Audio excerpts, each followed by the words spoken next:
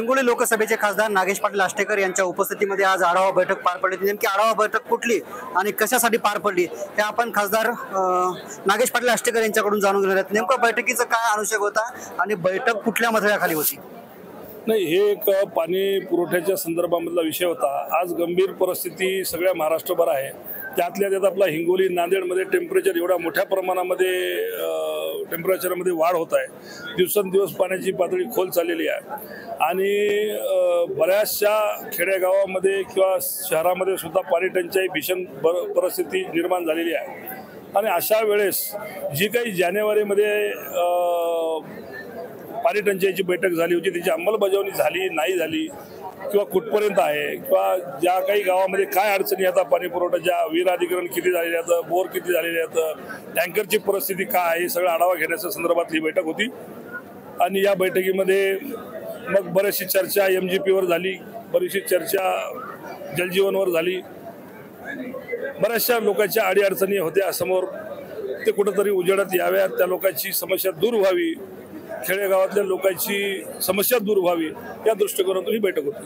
खरं तर साहेब, आता काही अवघ्या दिवसामध्ये मान्सून महाराष्ट्रामध्ये दाखल होईल, बैठक थोडीशी लेट झाली असं वाटत नाही? नाही, बैठक ही जानेवारीमध्ये झाली। हे आमदार साहेब बैठक घेत असतात। आमदार साहेब या तालुक्याचे रीतसर अध्यक्ष असतात पाणी पुरवठ्याचे, पाणी टंचाईच्या बैठकीची। त्यांनी ती बैठक घेतलेली होती। त्याची अंमलबजावणी कुठपर्यंत झाली हा विषयासाठी बैठक होती। अंमलबजावणी झाली नाही तर का झाली नाही याचं उत्तर मागण्याची बैठक होती। आणि जलजीवनच्या कामामध्ये काल परवा एका महिन्यापूर्वी यांना काही पैसे मिळालेले आहेत त्या गुत्तेदाराला, त्या गुत्तेदाराची स्थिती काय आहे, त्या पैसे मिळाले तर त्याचं काम झालं पाहिजे या दृष्टिकोनातून जी बैठक होती। खरं तर ह्या बैठकीची पूर्वसूचना तुमच्याकडून देण्यात आली होती 2 दिवसापूर्वी, तरीही या बैठकीला अनेक अधिकारी असतील, कर्मचारी असतील, गैरहजर होते। गंभीर बाब आहे। हे विषय मी पटलावर घेतलाय, मिनिट्समध्ये सुद्धा घेतलाय। कलेक्टर साहेबांनी CO साहेबांना सुद्धा आता मी सांगितलंय की जे काही ग्रामसेवक या जवळपास 21 ग्रामसेवक सभेला हजर नव्हते आणि त्या अनुषंगाने त्याच्यावर नक्की कारवाई होईल।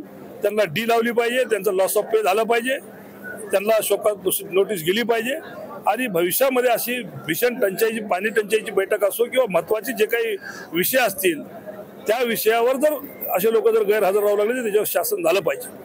त्या दृष्टिकोनातून कारवाई निश्चित होईल आणि मी ते बघेल की कारवाई झाली पाहिजे। खरं तर हिंगोली जिल्ह्यामध्ये मागच्या काही वर्षापासून जलजीवन मशीनचे काम सुरू आहेत। अंतिम टप्प्यात कामं अनेक ठिकाणी आहेत, मात्र विहिरीला पाणी नसताना पाईपलाईन खोदण्यात आलेली आहे।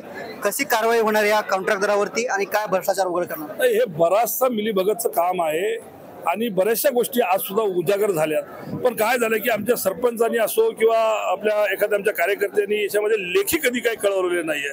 त्यामुळे मी आता एक 28 तारखेची बैठक घेतोय ज्यामध्ये कलेक्टर साहेब, CO साहेब, आमचे पाणी MGPचे वरिष्ठ अधिकारी, जलजीवनचे वरिष्ठ अधिकारी, MSCBचे अधिकारी, आम्ही सर्व, मी आमदाराला सुद्धा, सगळ्याला आमदार महोदयाला सुद्धा मी विनंती करणार आहे की ते त्या बैठकीला राहतील आणि अशा पद्धतीने त्या कॉन्ट्रॅक्टर सहित आम्ही बोलवले किंवा तुम्हाला काल परवा आता एक 2-3 आठवड्यापूर्वी त्यांना पैसे मिळालेले आहेत, जे की सगळ्याची ओरड होती की आम्हाला पैसेच नाहीत, आम्ही काम कसं करायचं। पण एक गुत्तेदारानं त्या दिवशी ठरवायला पाहिजे ज्या दिवशी कॉन्ट्रॅक्ट घेतलं, त्यांनी कॉन्ट्रॅक्ट घेतलं म्हणजे कॉन्ट्रॅक्टरला ते त्याच वेळेस पता लागायला पाहिजे की पैसे आहेत नाही आहेत, आपण ते कॉन्ट्रॅक्ट घेतलं पाहिजे नाही घेतलं पाहिजे।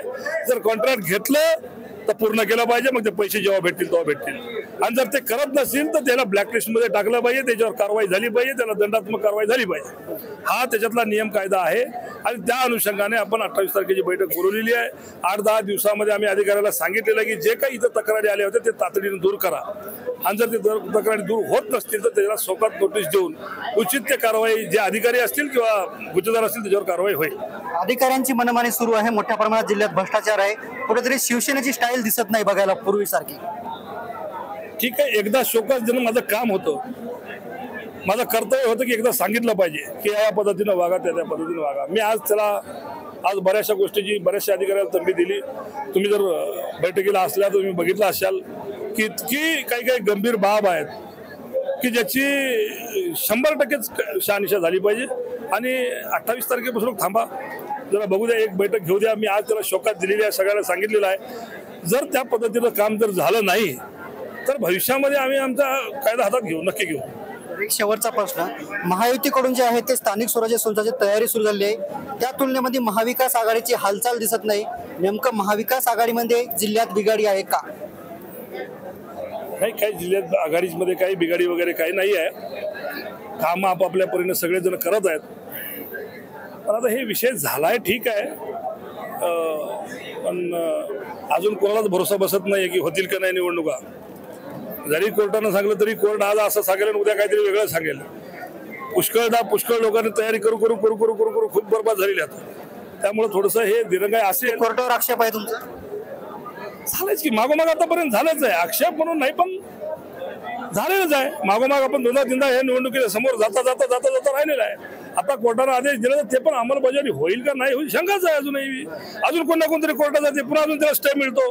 हा बघितलेला आहे, आपण मागोमाग बघितलेला आहे. लॉटरी सिस्टम लागू म्हणजे करून सुद्धा निवडणुका रद्द झालेल्या आहेत. तर हा निवडणूकच होईल असं काय अजून काही नाही सांगता येणार आहे. पण आघाडीमध्ये कुठल्याही प्रकारची बिघाडी नाही. चांगल्या प्रकारे आम्ही निवडणुकीला समोर जाऊ आणि चांगल्या प्रकारे रिझल्ट सुद्धा आणू. मात्र काही महिन्यामध्ये निवडणुका लागल्यास तर आपली तयारी कशी आहे? 100% तयारी आहेच आहे. आमच्या शिवसैनिक म्हणजे ग्रामपंचायत पासून आमची सगळी तयारी असते. कुठं आमची तयारी नव्हती? खासदारकीला नव्हती का, आमदारकीला नव्हती का, जिल्हा परिषदला नव्हती, मार्केट कमिटीला नव्हती का, कुठं नव्हती? आमचे शिवसैनिक आहे, आम्ही तळागाळातले माणसं आहोत. आमची ग्रामपंचायत बसून ते खासदारकी बसून सगळी तयारी असते. प्रत्येक माणसं आमच्या तयार आहे. निश्चितपणे चांगला रिझल्ट आम्ही तुम्हाला दाखवतो. निश्चितच हे होते हिंगोली लोकसभेचे खासदार नागेश पाटील आष्टीकर.